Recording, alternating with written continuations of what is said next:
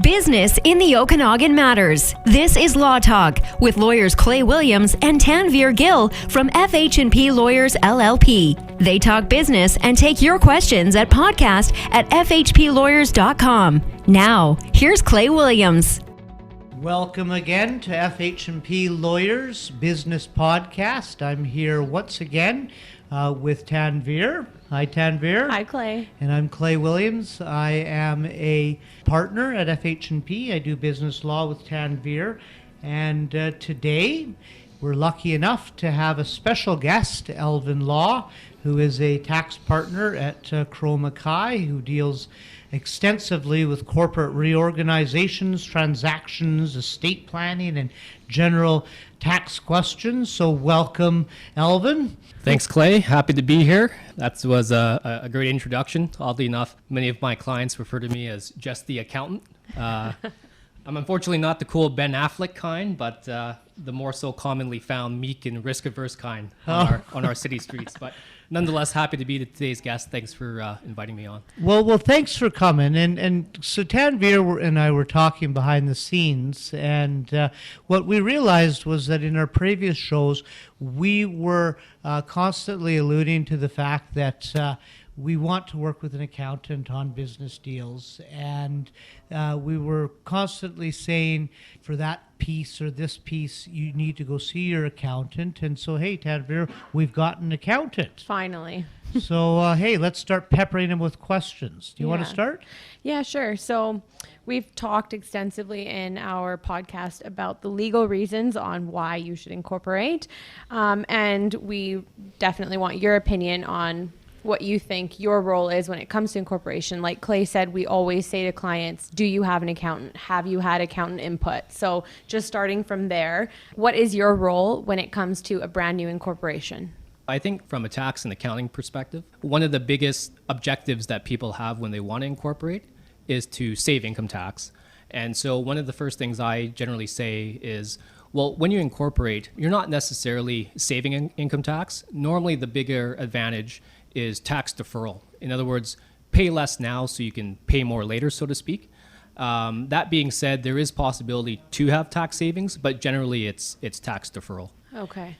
So we like to use some of our own examples. Currently, I have a client who is just a very small business owner, brand new business. He has sort of like a video production company that he's opening up, but he is adamant on incorporating, and he does not have an accountant, but he's for sure like gung-ho on incorporating, and I don't entirely see the benefit of why he needs to incorporate at this point in time with how his business is going. So is there a place, sort of a point when you say now it's time to incorporate and this is why it's beneficial for you? Yeah, absolutely. So outside of non-tax reasons, like i.e. business liability reasons, which I'm sure would be in your wheelhouse, right? Normally what we tend to say is, to the extent you can leave money in your company to reinvest into your business, that's your baseline for the benefits of incorporating. Because again, it's about tax deferral, not necessarily about tax savings. And so an example would be, if I earn as a BC company, a BC private company, up to $500,000 of net income, currently you're taxed at 11% as a company. So contrast that to earning that as an individual, your average tax rate is closer to 45%. So Wow. If you're able to leave that money in the company to grow it and hire more people, which is part of the policy objective, that's where the real benefit comes from incorporating, being able to reinvest more capital now versus paying it directly to the government. That makes sense. You know, and you're right. We've talked about the legal reasons, the liability reasons, but so much is driven by tax reasons. Now, I'm going to jump ahead a bit here and ask you, are there still those tax reasons? Because, you know, for many of our followers, they've read about how Justin Trudeau was closing all these loopholes, making everybody pay their fair share. Now, you mentioned a tax rate of 11% for income up to $500,000, and I leave that money in the company. How is that money that's left in the company taxed if I put it to work buying a building and getting some kind of an income stream, or I invested in stocks? How has that changed under Justin Trudeau? Right. So that's a really good distinction to bring up. because really with the benefit of corporate tax rates, it is really geared toward putting the profits back into what we call an active business. And so, Tanvir, with your client example, to the extent they reinvest in growing their business, hiring more staff, and those sorts of activities, they'll generally benefit from that lower tax rate. But to the extent they start buying real estate, or they put the money into a stock portfolio to earn passive investment income, then you start to get into areas where the beneficial tax rate begins to disappear, and you're subject to a much higher tax rate, in many instances up to 50% of your taxable amount. So it really depends also, as is indicated now, I guess, with the nature of what your company is doing.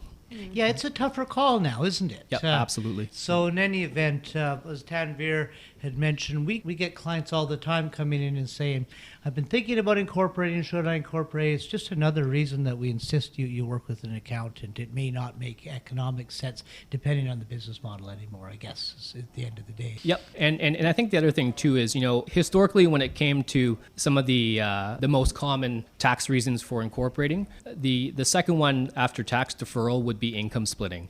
And having multiple family members in the same company and things of that nature. One thing that's been evolving a lot, oddly enough, since 2015, so it's been going on for a number of years, it's been a change in various parts of the tax legislation, which has made income splitting in many instances harder to achieve. It's not impossible, but the government has been definitely tightening and changing the rules to stifle some of that income splitting. Yeah, I think your spouse needs to actually work in the business now. The basic rule, isn't it?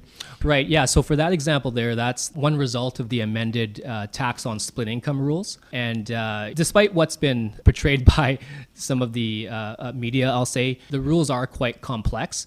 But one example there is, to the extent a related party shareholder isn't very active, and that's a defined term in a particular company, they may not be eligible for their usual tax rates. They may be, effectively hit with high tax rates. So it's a brave new world in taxation.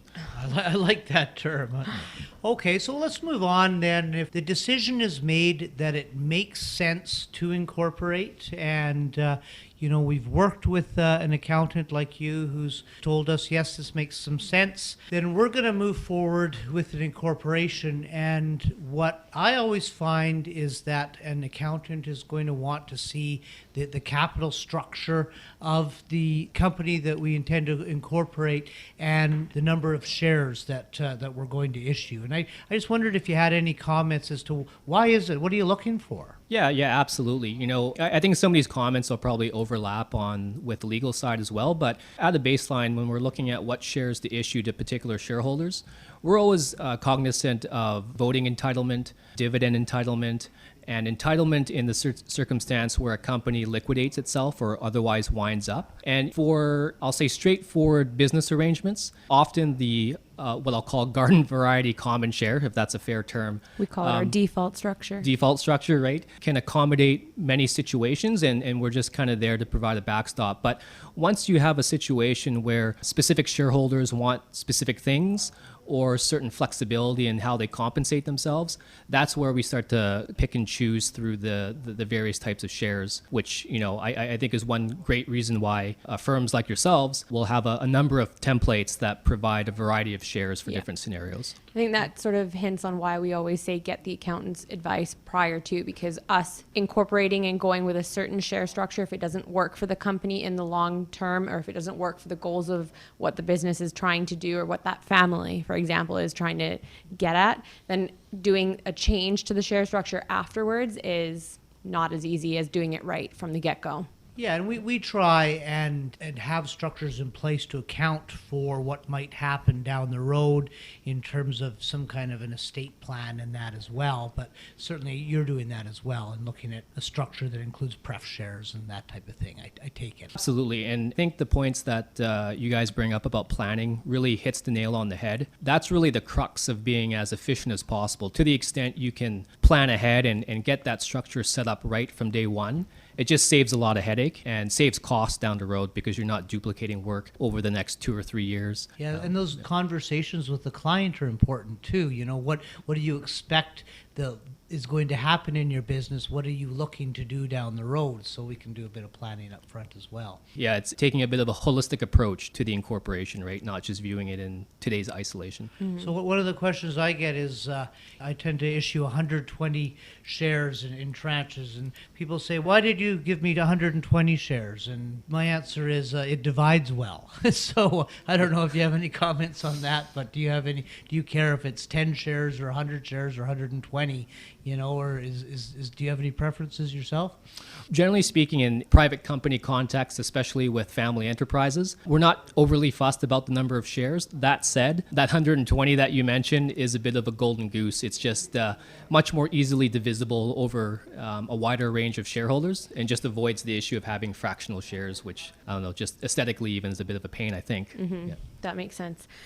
Okay, that's super informative. I think one thing that I tend to see a lot with my brand new sort of first go around clients who are opening up new companies is they don't understand the difference between proper tax planning and a tax accountant that's structuring for them versus bookkeeping. So I want your input on this, but I have a lot of clients that are like, yeah, there's so-and-so down the road that I can use as an accountant, I guess. Oh, you're so right. Yeah, okay, well, yes, you can, but is that what we're looking for here? So, and this is going to go for, I've had clients with multi-million-dollar businesses who have Joe Blow accountant who's literally doing bookkeeping for them. And you look at how it's being structured, how it was done, and it doesn't seem like this is the best way it could have been done.